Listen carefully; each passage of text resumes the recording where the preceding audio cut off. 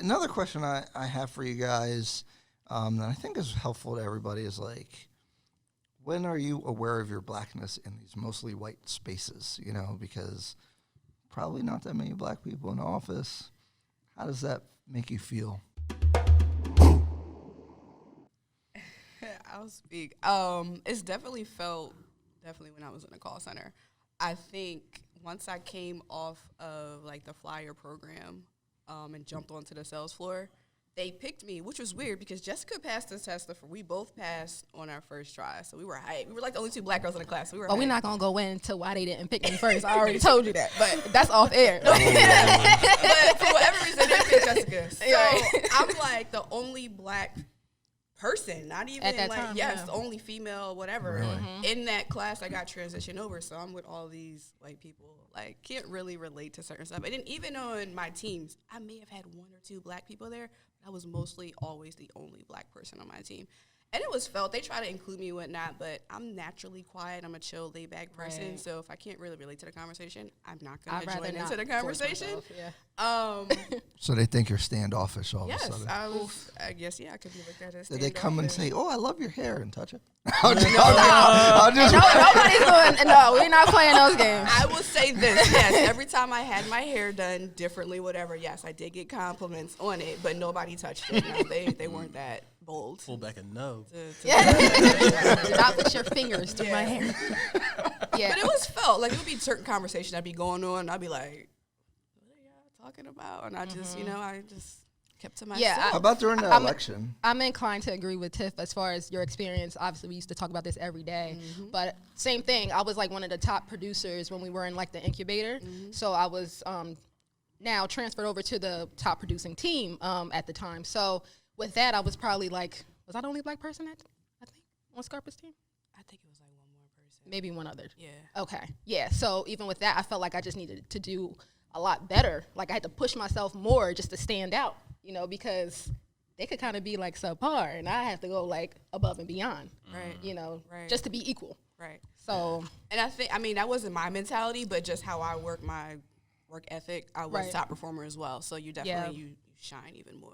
Because they were sleeping on me at first. They slept on me. When I first got in the incubator, and then I was just killing everybody. They're like, "Oh, Gaddy. Because Jessica didn't talk. Like, literally.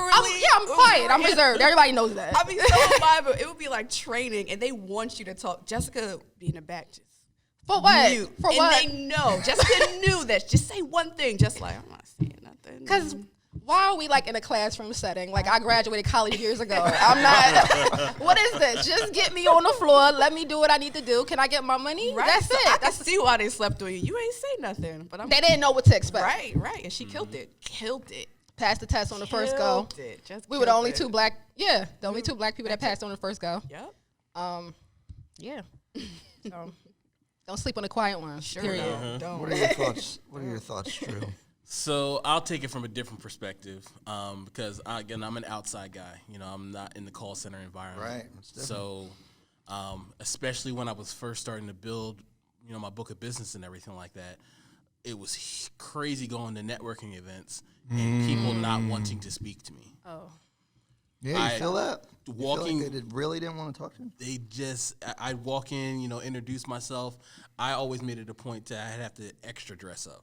Make sure I looked extra nice, make sure I was extra friendly and everything like that. And not to the point that I was fake or anything like that. I was always genuine. But just going into those spaces where... Trying to get respected. I'm a pro here. Not even so much just respected, but it was just like to sit in a conversation with a circle of people. You ever been in a conversation with somebody or sitting with a group of people and you feel like that shoulder is just like nudging you out? And I'm a big guy. Like, you try to nudge me out, I'm going to feel it. So like, but just dealing with like, the last company I worked for, I was partnered with another guy. We were trying to, build the branch up and everything like that. And we'd go out to networking events. I'd be out there talking to people. I was personable. He was real quiet and reserved. Really didn't talk to anybody, but they would send him their business. Now I was out in Pennsylvania. Again, my office right now is actually out in Pennsylvania, so I was in a space that really wasn't a ton of black people. There might have been one other black guy at the networking events and stuff like But they were, who are you talking to? Oh, do you remember the girl from the networking event the other day? Yeah, she got sent me a couple deals. You know, but she talked to you for 5 minutes, and Right. so it's you can see, and again, it's not like the information wasn't there, or like I was, you know, slouching or slacking on, you know, what I was providing. You know, the other guy was asking me for information on how to do, you know, certain looks. He was newer in the industry and everything like that. Right. So it was. I do think